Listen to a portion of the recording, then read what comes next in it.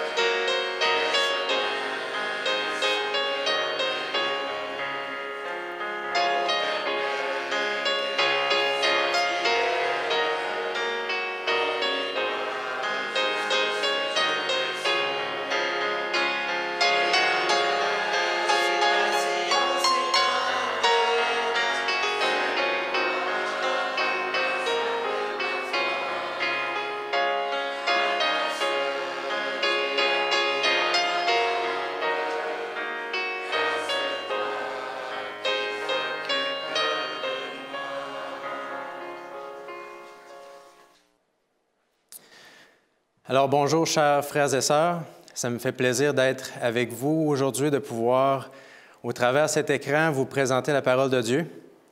En toute honnêteté, c'est la première fois que je vais m'adresser à une salle vide et ça fait un peu bizarre, mais je sais que ce message va parcourir au travers l'océan et vous rejoindre. Et je prie pour que cette parole touche votre cœur à ce message particulier alors que l'on passe au travers cette crise, cette pandémie. Et les épidémies et les pandémies, en fait, existent depuis longtemps déjà. Certains écrits grecs relatent une pandémie qui aurait eu lieu, en fait, en 430 avant Jésus-Christ. On nous parle de la peste d'Athènes, qui aurait démarré en Éthiopie, qui qui se serait répandu en Égypte et aussi en Libye et qui aurait ensuite couvert tout le bassin méditerranéen. Et à cette époque-là, justement, Athènes était en guerre contre les Spartes. Et alors que cette épidémie a frappé Athènes, 30% de la population a péri. Et ils ont aussi perdu cette guerre qu'ils étaient en train de mener. Et la variole aurait aussi frappé l'Empire romain en l'an 165, tuant environ 5 millions de personnes sur une population mondiale à l'époque de 250 millions de personnes. Alors, cette épidémie avait rasé un grand pourcentage de la population mondiale.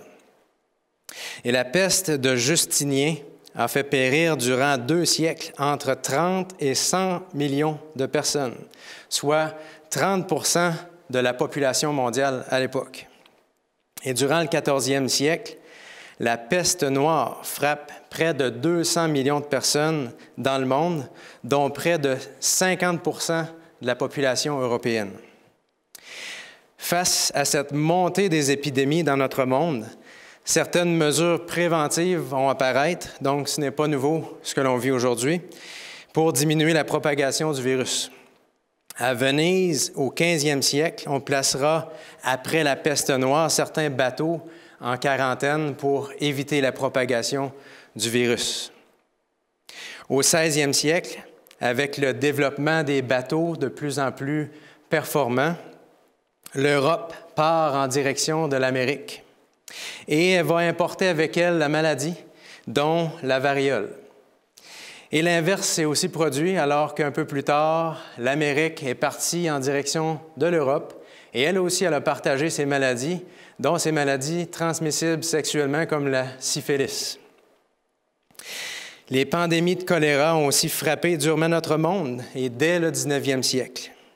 Puis, au 19e siècle, le virus de la grippe, composé de 4 types différents, fait son entrée. Et la grippe espagnole, qui a eu lieu durant la Première Guerre mondiale, a, elle seule, tué plus de 50 millions de personnes. Et enfin, depuis plus de 60 ans, tout le monde connaît ce fameux virus, le VIH. Il s'est propagé et en 2005, il a été qualifié de pandémie.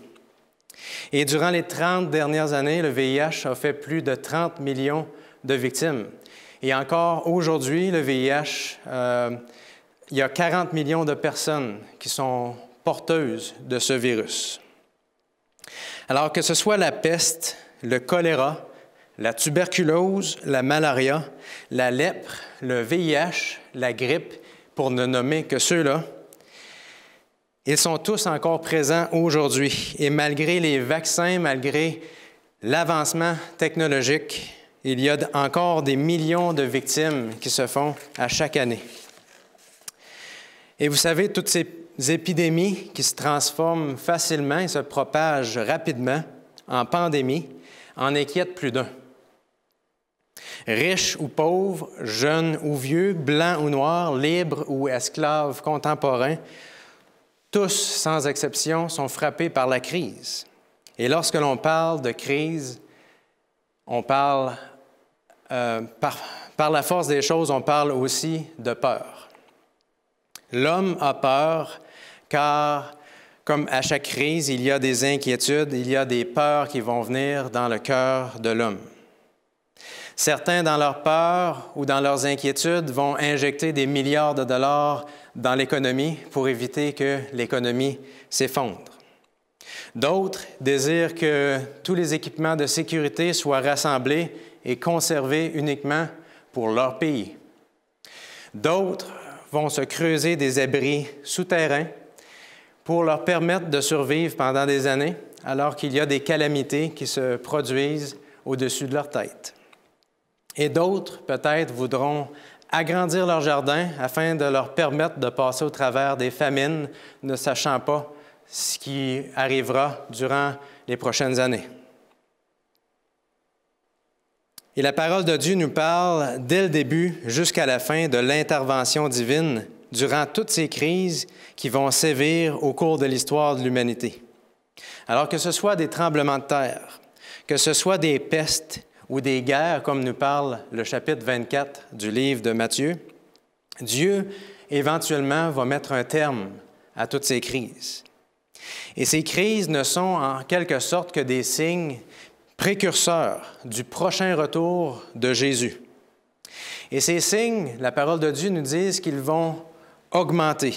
Ces signes vont s'intensifier, tout comme les douleurs lors d'un accouchement pour une femme. Nous pouvons alors nous demander pourquoi ces signes. Seigneur, si tu voulais nous signaler ton retour imminent, n'aurais-tu pas pu le faire autrement, pourraient se demander certaines personnes. Seigneur, est-ce que c'est nécessaire qu'autant de personnes meurent, que l'économie soit ébranlée et sur le point de s'effondrer, que les nations désirent s'entretuer et que les changements climatiques provoquent de plus en plus la disparition de la flore et de la faune? Pourquoi ces signes sont-ils nécessaires? Et pour répondre à cette question, j'aimerais utiliser la parole de Dieu. À une époque justement où le peuple de Dieu venait tout juste de sortir d'une crise. En 605 avant Jésus-Christ, Nebuchadnezzar, roi de Babylone, venait de mettre un terme à cette ville rebelle, Jérusalem, et emmena des captifs à Babylone, et laissant des milliers de morts derrière, laissant une ville détruite, une ville incendiée, un temple détruit, une muraille renversée. Et non, ce n'était pas un virus, mais c'était certainement une crise extraordinaire qui a laissé le peuple de Dieu complètement déstabilisé. Et durant 70 ans, le peuple sera confiné à Babylone, loin de Jérusalem. Ils sont finalement complètement impuissants face à la situation et n'ont d'autre choix que de subir ce que les prophètes avaient longtemps déjà annoncé d'avance. Et le peuple de Dieu avait été déporté par Dieu car il était prisonnier de son aveuglement et de son endurcissement de cœur face aux appels constants, aux appels multiples de la grâce divine. Et malgré le châtiment de Dieu, déjà il y avait une lueur d'espoir, car cette captivité ne devait durer que 70 ans. Dieu ramènera son peuple. Dieu recommencera l'établissement de la nation vers l'an 536 avant Jésus-Christ. Et c'est d'ailleurs sous le règne de Cyrus, roi de Perse, que le peuple de Dieu peut enfin revenir.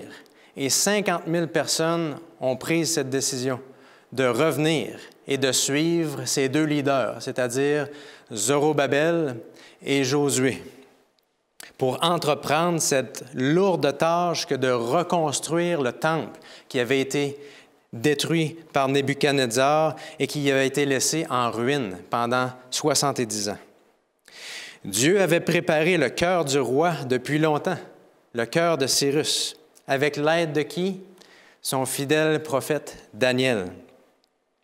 Lorsque Daniel sortit de la fosse aux lions vivants, le cœur du roi fut impressionné, non seulement de la foi de ce prophète Daniel, mais aussi du Dieu de Daniel.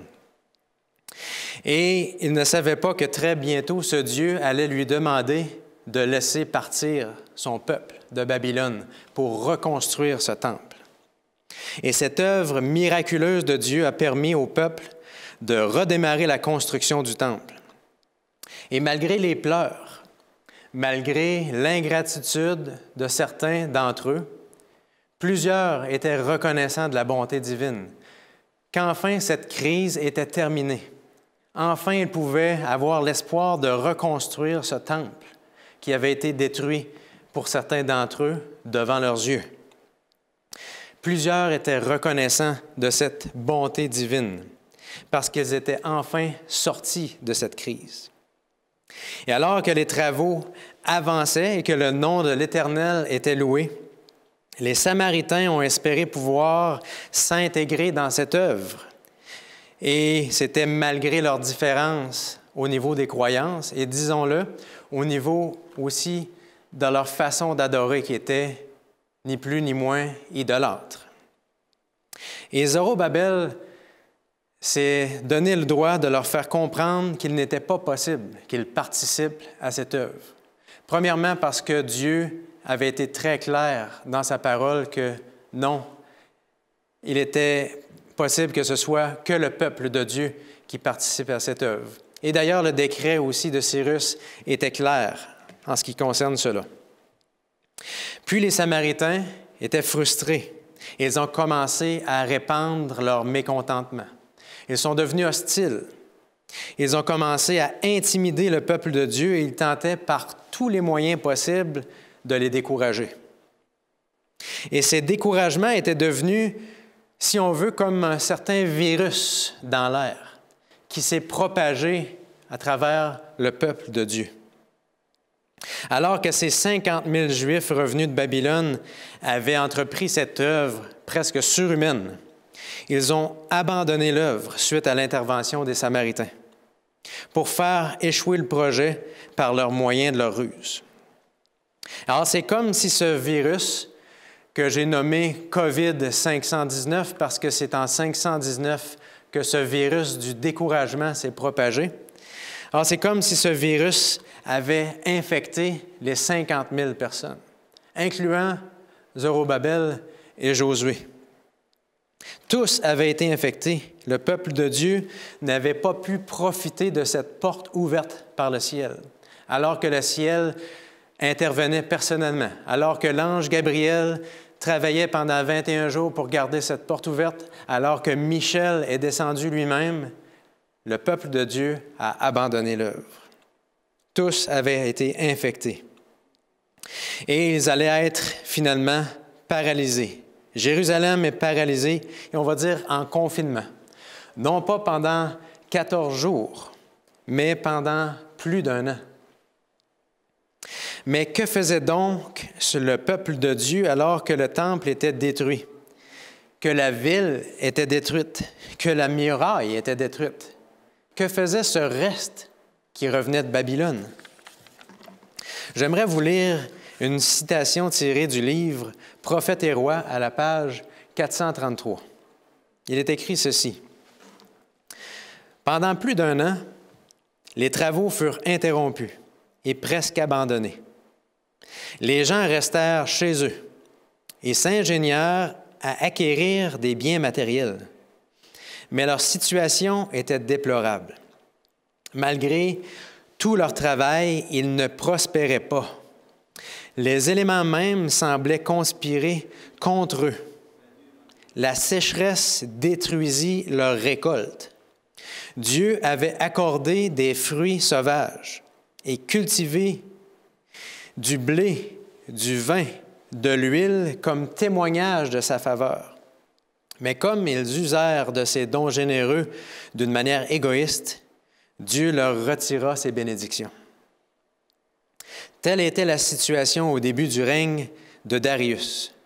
L'état spirituel et matériel des Israélites était pitoyable. Ils avaient murmuré et douté si longtemps. Ils avaient si longtemps fait passer leurs intérêts personnels en premier.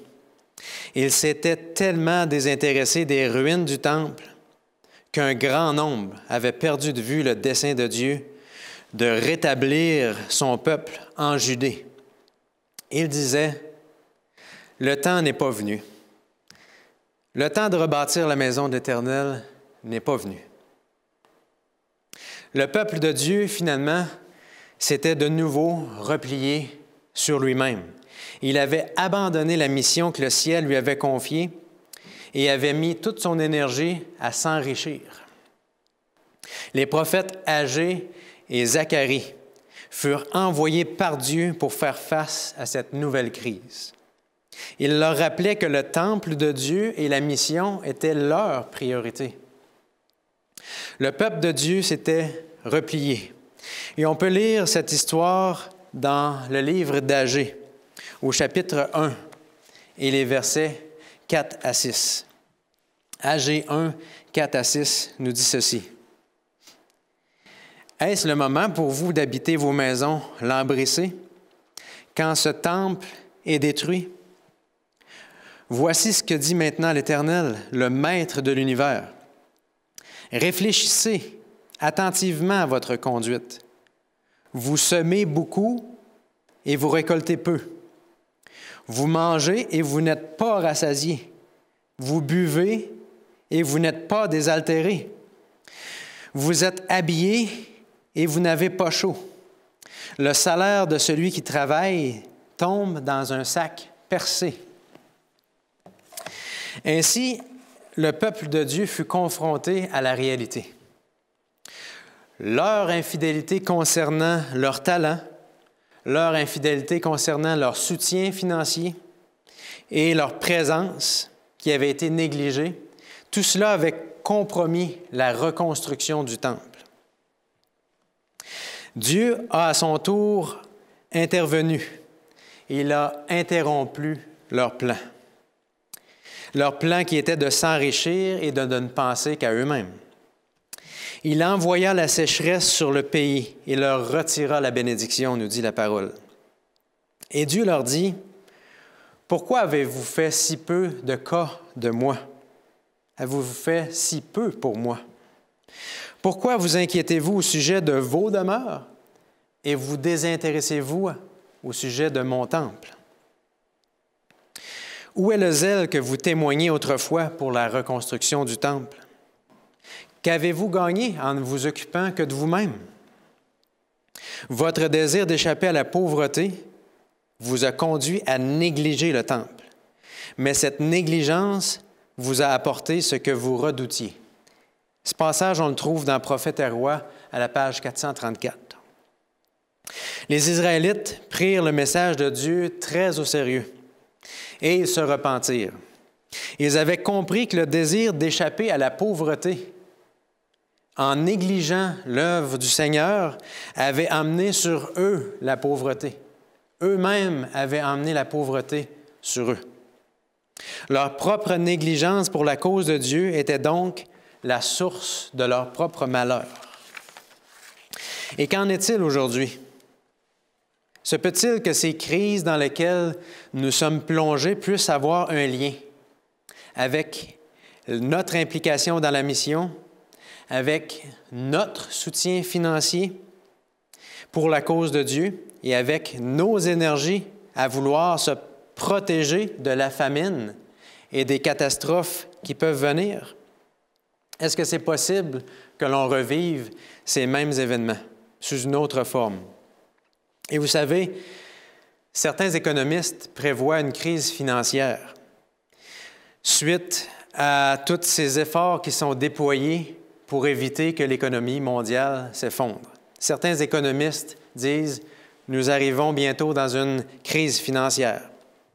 Alors je me pose la question, comment est-ce que nous allons réagir en tant que peuple de Dieu si cette crise financière devait arriver?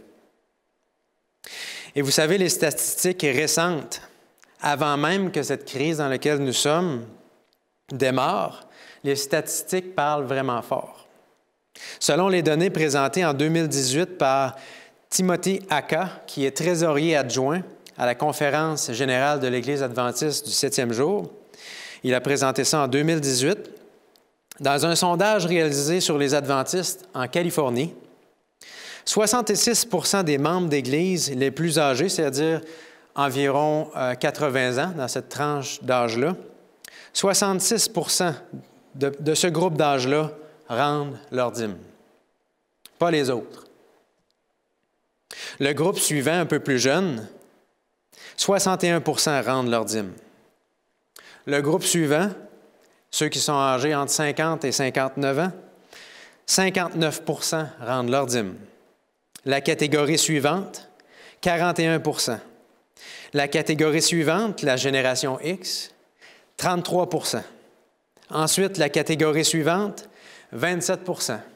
Et les plus jeunes, 13 %.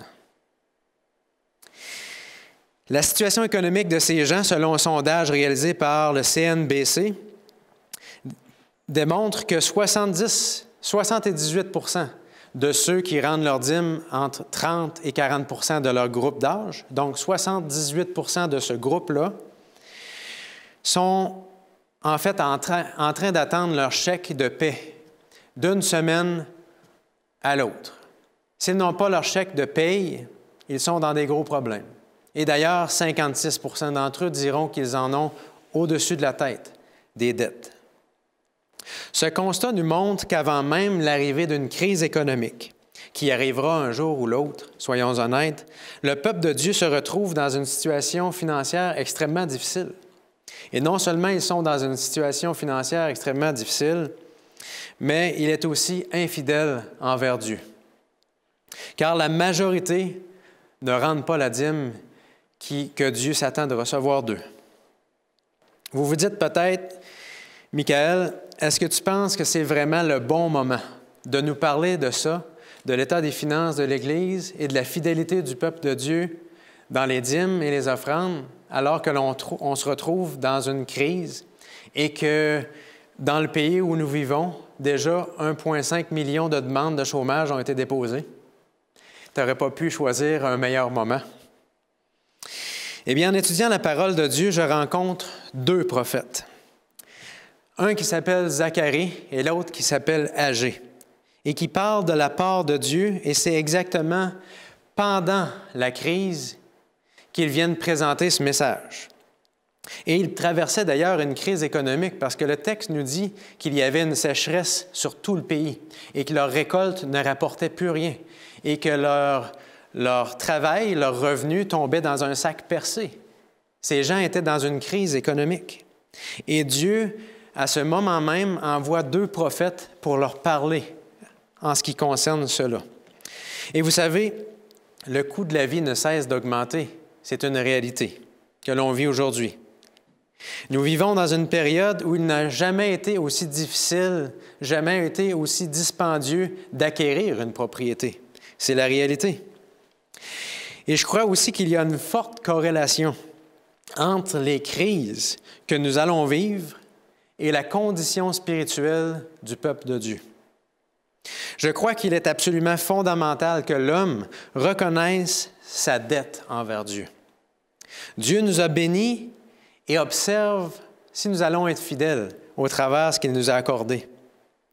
Et je crois que bien des familles, ce qu'ils ont besoin, ce n'est pas nécessairement d'une augmentation salariale, mais peut-être d'un budget, ou peut-être d'un budget révisé, ou peut-être d'un budget plus serré.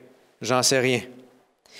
Mais il est important d'abord que les dîmes et les offrandes reviennent à Dieu. Non pas après que toutes les factures aient été payées, mais au tout début, avant que toutes les factures aient été payées. Et à ce moment-là, on est obligé de revoir notre budget et de dire, « Seigneur, tu es la priorité. Et les autres, je vais revoir mon budget. Je vais revoir de quelle façon je vais gérer ma famille pour faire face à la situation et pour être fidèle envers toi et aussi répondre à ce besoin grandissant qu'est la mission de répandre l'Évangile dans le monde entier. » Et souvent, on proclame que Dieu va bénir financièrement, et je crois que c'est vrai de tout mon cœur, et il l'a fait avec moi aussi. Mais vous serez d'accord avec moi que si nous gérons mal déjà ce qu'il nous a confié, et que cela nous empêche de rendre notre dîme et nos offrandes au Seigneur, que le Seigneur nous en accordera pas nécessairement davantage. Et par rapport à ce sujet-là, j'aimerais vous lire une citation tirée du livre « Témoignages à l'Église », volume 2, à la page 44. On lit ceci. « Mais, dira quelqu'un, on fait constamment des appels pour donner à la cause de Dieu. Je suis fatigué de donner.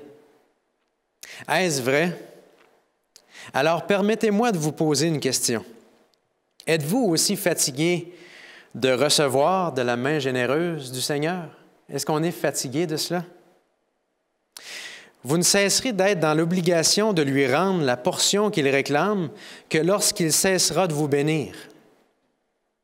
Il vous fait du bien pour qu'à votre tour, vous soyez en état d'en faire aux autres, Quelle phrase simple qui vient nous résumer ce qu'est la chrétienté. Nous recevons de Dieu des bénédictions et nous les rendons aux autres. Lorsque vous serez fatigué de recevoir, alors vous pourrez dire « Je suis fatigué de tant d'appels ». Dieu s'est réservé une partie de tout ce que nous recevons. Lorsque nous la lui avons apporté, ce qui nous reste est béni. Mais lorsque cette partie est retenue, notre bien entier est tôt ou tard maudit. Le droit de Dieu passe avant tout, tout le reste est secondaire. Et vous savez, Dieu nous rappelle que nous devons lui faire confiance. Dieu est en mesure de nous bénir et de nous nourrir. Et vous savez, je réfléchissais à ça récemment. La plupart des chrétiens à qui l'on demande « Pensez-vous que Dieu va vous bénir pour l'éternité? » Ils vont répondre « Oui. » Pensez-vous que Dieu va vous nourrir pour l'éternité? À l'unanimité, les gens disent « Oui. » Pensez-vous que Dieu va vous mettre un toit sur la tête? Il va le faire. Et je crois aussi, d'ailleurs, que Dieu va faire beaucoup plus que ça. Dieu va nous permettre même de voyager dans son univers entier, et ça pour l'éternité. Donc, si je résume ça, nous sommes logés, nous sommes vêtus, nous sommes nourris, et nous pouvons voyager, toutes dépenses payées pour l'éternité à travers son royaume. Et on n'a pas peur de manquer de rien. Mais on a peut-être un peu plus de difficulté à croire que Dieu va nous nourrir, va nous vêtir, va nous mettre un toit sur la tête pendant ces 50, 80, 100 ou 120 années pour les plus chanceux. Et c'est la réalité.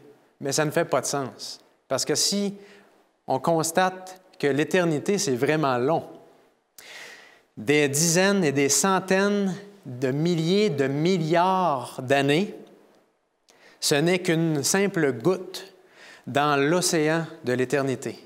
Et Dieu va nous nourrir pendant toutes ces périodes et bien plus. Alors Dieu peut prendre soin de nous maintenant. Mais peut-être que Dieu nous appelle aussi à revoir notre budget. J'aimerais vous lire une autre citation tirée de Témoignages à l'Église, volume 2, à la page 47, cette fois-ci. On lit ceci. « L'heure vient où nous ne pourrons plus vendre à aucun prix. Bientôt, un décret défendra d'acheter et de vendre à quiconque n'aura pas la marque de la bête. » Ici, on parle d'Apocalypse 13, verset 17, pour ceux qui ne connaissent pas ce passage. Donc, on fait référence à ce passage-là. À maintes reprises, le Seigneur m'a montré que faire des provisions pour nos besoins matériels en vue du temps de trouble est contraire à l'esprit de la Bible. Donc, si on vous dit « Préparez-vous des provisions pour le temps de trouble », le passage ici nous dit que cet esprit est contraire à l'esprit de la Bible. J'ai vu que notre pain et notre eau nous seraient assurés à ce moment-là et que nous ne manquerions de rien. Car Dieu est capable de dresser pour nous une table dans le désert, et d'ailleurs, il l'a déjà fait. Ce n'est pas nouveau. Il n'a qu'à recommencer ce qu'il a déjà fait. Pendant le temps de détresse, des maisons et des terres ne seront d'aucune utilité aux saints, car ils devront fuir devant des populaces déchaînées. Et à ce moment-là, leurs biens ne pourront plus hâter la proclamation de la vérité présente. Vous voyez à quoi servent nos biens? À proclamer la vérité présente et à hâter le retour de Jésus, notre Sauveur. Il m'a été montré que la volonté de Dieu est qu'avant le temps de détresse, les saints se libèrent de toute attache terrestre et fassent alliance avec Dieu par le sacrifice. S'ils placent leurs biens sur l'autel et demandent sincèrement à Dieu de leur indiquer leurs devoirs, le Seigneur leur montrera quand ils devront se débarrasser de ces biens. Au temps de détresse, ils seront affranchis de toute entrave. Alors, je reviens rapidement sur ce passage. Dieu a amené cette vision et a dit au prophète, à plusieurs reprises la même chose. Ne pensez pas vous protéger comme l'a fait le peuple de Dieu des famines et du temps de détresse par vos propres moyens et en voulant laisser de côté la mission de Dieu pour vous protéger de la pauvreté et de la famine. Dieu dit non, c'est contraire à l'esprit de la Bible. Première chose. Deuxième chose, les biens servent à quoi? À hâter le retour de Jésus, à proclamer la vérité présente. Et troisième chose, nos biens doivent servir avant le temps de la détresse. Donc, le moment où on se parle n'est pas le temps de détresse. Le temps de détresse est à venir. Ce décret où on ne peut plus acheter ni vendre n'est pas arrivé. Donc, entre le moment où on se parle et ce décret qui sera proclamé, c'est le moment de mettre nos biens sur l'autel de sacrifice et de ne pas le faire non plus sur un coup de tête et de penser que nous sommes meilleurs que les autres parce que nous l'avons fait. Le texte nous dit qu'on doit consulter Dieu dans un esprit de prière et de ne pas prendre la décision seul, de le faire avec sagesse. Parce que ces moyens vont être le moyen utilisé par Dieu pour faire avancer la mission. Et ce n'est pas une journée avant que nos biens, avant le temps de détresse, que nos biens vont faire avancer la mission. Ce n'est pas une semaine avant. Parce que lorsque l'on place de l'argent et qu'on veut faire de l'intérêt avec la banque, c'est le plus tôt possible. Et tout le monde sera d'accord avec ça quand il s'agit de placer notre argent à la banque. Le plus tôt possible, le mieux, on fait des intérêts composés, c'est merveilleux. Mais lorsque ça concerne les choses de Dieu, on va peut-être retarder le plus possible. Mais Dieu nous dit qu'on n'a pas à avoir peur et qu'il nous invite à lui faire confiance et que toutes ces choses ne seront d'aucune utilité au temps de la fin. Une étude a été réalisée en 1920 par un homme nommé Nikolai Kondratiev. Et cette étude a démontré un certain modèle dans les différents cycles économiques de l'histoire. Il a démontré que les cycles de l'économie mondiale s'étendent sur des périodes de 50 à 70 ans. Chaque cycle a duré cette période-là, à partir du moment, évidemment, où on a enregistré les données. Et les périodes de croissance économique, il les nomme le printemps, lorsque l'économie démarre, l'été, lorsqu'elle continue de se propulser dans cette direction-là, l'automne, lorsqu'elle atteint un certain plateau, et l'hiver, lorsque l'économie est en chute et lorsque l'on se dirige vers une crise. Alors, printemps, été, automne et hiver. Et ces périodes d'hiver étaient toutes caractérisées par des crashs économiques, par des crises d'endettement, par des crises bancaires, par des récessions importantes ou même par des guerres. Et Timothy Aka, celui dont je vous parlais, qui a fait des études par rapport aux dîmes et aux offrandes, Timothy Aka a pensé à quelque chose d'intéressant. Il a voulu faire le parallèle entre ces crises économiques et les prophéties bibliques. Alors, tout de suite, je veux vous calmer, je ne suis pas en train de vous prophétiser la prochaine crise économique, pas du tout. On est simplement en train de regarder s'il y a un parallèle entre ces crises et de voir de quelle façon est-ce que Dieu agit au travers de ces différentes crises. Alors, il s'est rendu compte que durant ces périodes d'hiver, il y avait un lien fort avec justement les prophéties bibliques. Lors du premier cycle qui a été analysé, le premier cycle se terminait en 1789. Et on peut dire que cela coïncide avec la fin de la prophétie des 1260 jours, qui devait se terminer en 1798. À ce moment où le pape a été enfermé, a été emprisonné par le général Berthier et sous l'ordre de Napoléon, qu'il est mort en prison. Alors, le premier cycle coïncide avec cette prophétie des 1260 années. Qu'en est-il du second cycle? Le second cycle se termine évidemment encore une fois avec une période d'hiver, de crise économique, coïncide avec la fin de la deuxième prophétie que l'on connaît bien, les 2300 jours, qui s'est terminé exactement en 1844. 1844. Le second cycle coïncide alors que William Miller est en train de prêcher le second retour de Jésus. Le troisième cycle se termine en 1896 alors que l'Église adventiste est en train de prêcher de nouveau un message, alors que les prophéties nous disent qu'en 1888, la pluie d'arrière-saison aurait pu tomber sur le peuple de Dieu et ils auraient pu terminer l'œuvre et Jésus serait déjà revenu. Le troisième cycle encore a quelque chose à voir avec le mouvement adventiste. Le quatrième cycle coïncidait avec la Deuxième Guerre mondiale parce que c'est en 1945 que se terminait cette période d'hiver de crise. Et durant cette période de ce cycle économique, il y a eu 2 guerres mondiales, la première et la deuxième. Et cela n'a vraiment pas favorisé, et on le comprend, la propagation de l'Évangile.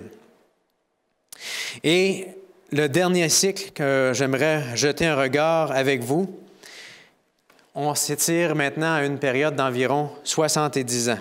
Et on est de nouveau, depuis environ l'an 2000, qu'on a quitté ce plateau, l'automne, et on se dirige vers l'hiver. Et on a vu en 2001, avec le 11 septembre, un grand changement au niveau de l'économie. On a vu aussi en 2008 un crash qui a eu lieu et ils estiment que vers 2020, ce serait de nouveau une crise économique. Et encore une fois, je le répète, je ne suis pas en train de prophétiser une crise économique car peut-être que les choses vont se passer autrement.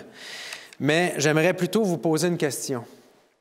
Est-ce que c'est possible qu'au travers de ces différentes crises qui semblent avoir un lien avec les prophéties bibliques, qui semblent avoir un lien aussi parce que Dieu a vu peut-être des moments favorables au travers de ces crises-là.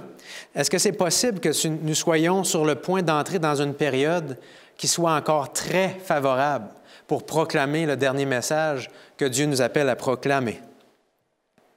Vous savez, les vues du ministère Amazing Facts ont doublé depuis le COVID-19 et c'est la même chose avec l'Église de Saint-Georges. Les vues ont augmenté d'une façon significative. Les gens cherchent la vérité, les gens ont plus de disponibilité pour sonder la parole de Dieu.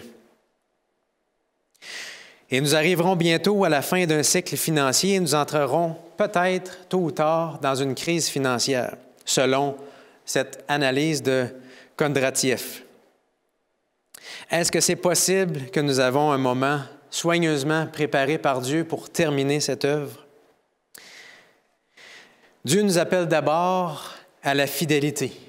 La fidélité par nos moyens financiers, par un budget peut-être plus serré et peut-être mieux géré, qui se sacrifie en premier. Vous savez, comme on l'a mentionné tantôt, avec toutes ces factures que nous avons, ça peut paraître impossible, mais Dieu nous invite à le mettre à l'épreuve et à le mettre en premier pour l'œuvre.